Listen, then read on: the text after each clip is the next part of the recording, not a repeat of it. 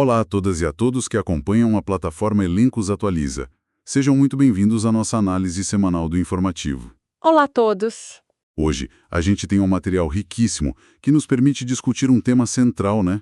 A eterna busca por equilíbrio entre agilidade e controle nas contratações públicas. Pois é uma tensão fascinante.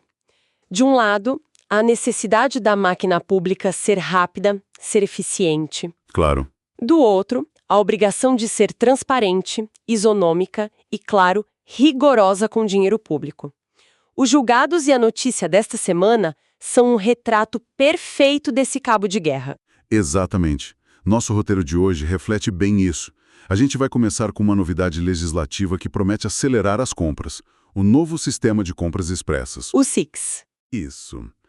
E, em seguida, vamos mergulhar nas decisões dos tribunais de contas, onde o controle se faz mais presente.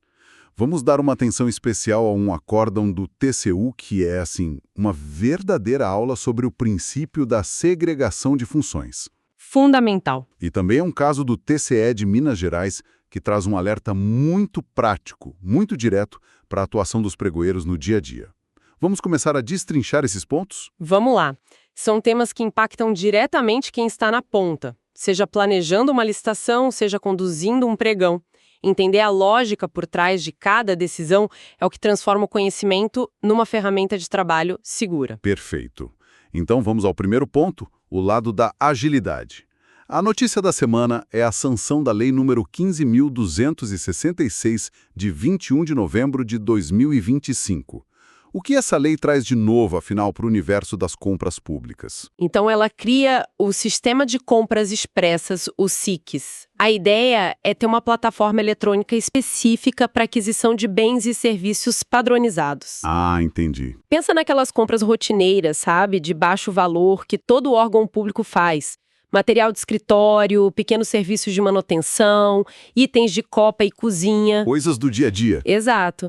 São processos que, apesar de simples, hoje consomem um tempo e um esforço administrativo, desproporcionais. E o objetivo é justamente atacar esse gargalo, certo? Desburocratizar o que é mais trivial para poder focar no que é realmente complexo. Precisamente. O que me parece mais interessante aqui é como essa nova lei se conecta com o espírito da Lei 14.133. Faz sentido. A nova lei de licitações já nos deu a direção: planejar, padronizar, criar catálogos de itens. Ela desenhou o carro, por assim dizer, né? Certo. O SIC chega agora como um motor turbo para essas compras mais simples.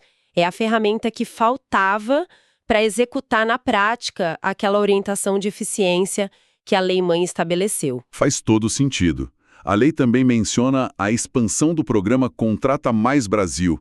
Qual é a relação aqui? A relação é estratégica. Ao criar um sistema ágil para compras padronizadas, o governo também quer usar esse mecanismo para fomentar o desenvolvimento local. Ah, então tem um segundo objetivo aí. Tem, sim. O Contrata Mais Brasil visa facilitar o acesso de pequenos fornecedores, de micro e pequenas empresas, às compras governamentais. Com um sistema mais simples, como o SIX, a barreira de entrada para esses pequenos empresários diminui. Entendi. É uma tentativa de usar o poder de compra do Estado não só para se abastecer, mas também para irrigar a economia local. Entendi. Então temos uma nova ferramenta que busca agilidade e, ao mesmo tempo, tem um viés de política de desenvolvimento.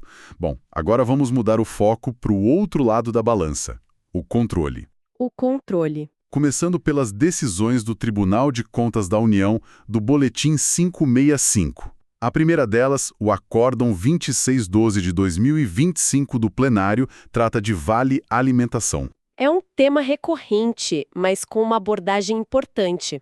A discussão era se a administração pública pode, no seu edital, exigir que a empresa contratada ofereça um cartão de arranjo de pagamento aberto. O que seria esse arranjo aberto? É aquele que é aceito em praticamente qualquer supermercado ou restaurante, basicamente qualquer lugar que tenha uma máquina de cartão comum, como se fosse um cartão de débito, e, consequentemente, proibir a participação de empresas que operam com um modelo fechado, que só é aceito numa rede credenciada específica. Certo. E a conclusão do TCU foi de que essa exigência é regular? Isso, foi de que é regular, mas tem um porém aí. Qual seria? Desde que, claro, seja devidamente fundamentada. A palavra-chave aqui é essa, fundamentada. Não é uma restrição indevida à competição, mas sim uma escolha discricionária do gestor. Ele precisa justificar a escolha, então. Exatamente. A administração precisa demonstrar por que o modelo aberto atende melhor ao interesse público. E os argumentos podem ser vários. Dar mais liberdade de escolha ao servidor, que não fica preso a uma pequena rede de estabelecimentos. Ou até fomentar a economia local de forma mais ampla, né? Já que até o pequeno comércio do bairro pode aceitar. De 2021 e reforça um princípio. O gestor tem autonomia para definir as características do objeto que melhor o atendam, contanto que essa definição não seja um capricho, e sim uma escolha justificada. Fica claro. A discricionariedade não é arbitrariedade. E isso nos leva, então, à segunda decisão do TCU, que para mim foi a mais impactante da semana. O Acórdão 6.389 de 2025, da Segunda Câmara. Ah, sim. Ele trata de um princípio que, embora todo mundo conheça, muitas vezes é esquecido na prática. Sem dúvida. Este acórdão é fundamental. O TCU foi taxativo, foi categórico ao afirmar que os agentes responsáveis por conduzir o pregão, O pregoeiro e sua equipe. isso, o pregoeiro e a equipe de apoio, não podem ser os mesmos que participaram da elaboração dos documentos da fase preparatória, como o estudo técnico preliminar e o termo de referência. Estamos falando do famoso princípio da segregação de funções. Parece algo teórico, mas essa decisão mostra o quão prático e mandatório ele é. Exatamente. Pensa na segregação de funções como uma regra básica de governança, sabe? É a ideia de não ser juiz em causa própria. Boa analogia. Se você é a pessoa que escreve as regras do jogo definindo no termo de referência o que vai ser comprado, como vai ser avaliado, você não pode ser ao mesmo tempo o árbitro que apita o jogo e declara o vencedor. O risco de um viés, consciente ou não, é altíssimo. E o TCU baseou essa decisão em quais pontos da legislação? Ele reforça a aplicação direta dos artigos 5º e 7º da Lei 14.133. A lei fala em evitar conflito de interesses e em atribuir responsabilidades de forma segregada. O que o tribunal está dizendo é, essa segregação é uma barreira de proteção essencial. Proteção para quem? Para todos. Ela protege a isonomia entre os licitantes e protege a própria administração de riscos de fraude, de direcionamento ou, no mínimo, de questionamento sobre a imparcialidade do processo. É um pilar do controle interno. Isso, na teoria, é perfeito. Mas eu me coloco no lugar de quem nos ouve e trabalha numa prefeitura pequena, com uma equipe de licitação de 2, 3 pessoas. Como se aplica isso nesse cenário? É uma regra que só funciona para órgãos grandes? Essa é a pergunta de $1 milhão. É o maior desafio prático dessa regra. Imagino. O TCU não ignora essa realidade. A aplicação do princípio ela deve ser ponderada com a realidade administrativa do órgão. Em um órgão muito pequeno, a segregação absoluta pode ser impraticável. E aí, o que se faz? Nesses casos, a solução não é ignorar o princípio, mas sim mitigá-lo com outros controles. Por exemplo, pode-se designar um servidor de outra secretaria para atuar como pregoeiro ou criar mecanismos de revisão por uma segunda pessoa. Entendi. Ou ainda uma aprovação por uma autoridade superior que não participou de nenhuma das fases. O que não pode acontecer é a concentração total de poderes, planejar, conduzir e julgar em uma única pessoa sem nenhum tipo de controle. Uma orientação muito clara, então, e que exige reflexão sobre a organização interna dos órgãos. Com certeza. E falando em aplicação prática, vamos ver como esses princípios se manifestam nos estados. Os julgados estaduais da semana são muito ilustrativos, especialmente o caso do Tribunal de Contas de Minas Gerais. Um pregoeiro foi multado. Multado por quê? Porque ele reiniciou a sessão pública de um pregão após uma suspensão, sem comunicar previamente essa retomada às licitantes por meio do chat do sistema. Nossa, parece um detalhe pequeno, um lapso de comunicação. Por que isso gerou uma multa? Porque no universo do pregão eletrônico, o chat não é uma ferramenta de conveniência, ele é o diário oficial do certame. Uau, forte isso. Cada ato, cada comunicação, cada suspensão e, crucialmente, cada retomada precisa estar registrada ali. O TCE de Minas foi muito feliz na sua fundamentação. O tribunal argumentou que a ausência desse registro formal causa cerceamento de defesa e fere a ampla competitividade. Consegue nos dar um exemplo prático desse prejuízo? Claro! Imagina o cenário. O pregoeiro suspende a sessão. Um licitante, confiando que o processo está parado, se ausenta por alguns minutos para tomar um café, atender uma ligação. Coisa normal do dia a dia. Pois é. Se o pregoeiro retoma a sessão sem avisar no chat, esse licitante pode perder a janela de tempo para dar um novo lance ou para manifestar sua intenção de recorrer. Ele é, na prática, excluído da competição por uma falha de procedimento. A multa ao pregoeiro tem um caráter pedagógico fortíssimo. Entendi. Um lembrete muito duro da responsabilidade que está nas mãos do pregoeiro. E essa vigilância dos tribunais não parou por aí, né? Tivemos um caso interessante no TCA do Rio Grande do Norte também. Sim, outro erro clássico. O tribunal anulou um edital que previa desclassificação automática de qualquer proposta cujo valor fosse inferior a 50% do valor de referência. A famosa presunção de inexequibilidade. Exatamente. Essa prática cria uma presunção absoluta de que o preço é inexequível, o que é vedado. A súmula 262 do TCU é clara sobre isso. Mas não seria uma forma de proteger a administração de propostas aventureiras? A intenção pode até ser boa, mas o método é ilegal. Um preço baixo pode ser um indício, mas não é uma prova. A administração tem o dever de dar à licitante a oportunidade de demonstrar a execuibilidade do seu preço.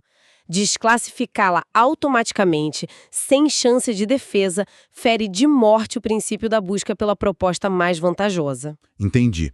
A análise tem que ser caso a caso, nunca por uma regra de corte automática. Seguindo, no Distrito Federal, o TCDF mandou corrigir um edital por um combo de irregularidades. Sim, aquele edital foi quase um manual do que não fazer. O tribunal apontou de tudo: tratamento diferenciado indevido, falta de publicação em jornal, ausência de justificativa para não parcelar o objeto e, para completar, sobrepreços na pesquisa de mercado. Um caso que mostra a importância de uma fase preparatória bem feita. Sem dúvida. Cada erro desses ataca um pilar da licitação: a isonomia, a publicidade, a competitividade. E para fechar os julgados estaduais, tivemos uma consulta respondida pelo TCE do Paraná sobre dispensa de licitação para pesquisa e desenvolvimento. Um ponto bem específico, mas importante. A dúvida era se atividades de extensão universitária, como cursos e oficinas, poderiam ser enquadradas como pesquisa e desenvolvimento para justificar uma dispensa. E a resposta do tribunal foi um claro não, em regra. Por quê? Porque o conceito de pesquisa e desenvolvimento para fins da dispensa envolve inovação, busca por conhecimento novo, risco tecnológico. Uma oficina ou um curso de capacitação são, em essência, serviços de educação, cujo objeto é conhecido. Para contratar esses serviços, o caminho normal é a licitação. Fica bem nítida a linha que os tribunais estão traçando. Se a gente conectar todos esses pontos, qual é o recado principal? Olha, o recado é que a Lei 14.133 não é só um conjunto de regras, é um sistema de princípios. E os tribunais de contas estão atuando como os guardiões desses princípios. Em cada decisão, vemos a defesa da competitividade, da isonomia, da transparência. A mensagem é clara: a eficiência é bem-vinda, como vimos com o Sicomex, mas ela jamais pode ser um pretexto para atropelar o devido processo legal. Uma excelente síntese. Então, recapitulando o que analisamos hoje, vimos uma nova lei, o Sicomex, nascer com a promessa de agilizar as compras. Isso. Ao mesmo tempo, vemos o TCU ser inflexível na defesa da segregação de funções. E, num nível muito prático, o TCE de Minas nos lembrou que no ambiente eletrônico, cada ato do pregoeiro tem que ser documentado e transparente. Exatamente. E é a compreensão dessa dinâmica, desses detalhes, que faz toda a diferença. E compreender essas decisões em profundidade, entendendo não apenas a regra, mas sua razão de ser e suas consequências, é justamente o objetivo da preparação que o Elencos Atualiza oferece. Sem dúvida. E por falar em prática, essa discussão toda sobre a conduta do pregoeiro, no caso de Minas, se conecta diretamente com o conteúdo que a gente já tem disponível na plataforma. Uma ótima conexão. Qual seria a recomendação? Fica a recomendação para que assistam à aula Negociação no Pregão, o que a prática ensina. Ela traz insights muito valiosos sobre como conduzir a fase de lances e a negociação de forma segura, eficaz, evitando exatamente esse tipo de erro formal que pode custar caro. Excelente recomendação. Fique então o conselho para que continuem os bons estudos sobre licitações e contratos públicos. Até o nosso próximo boletim.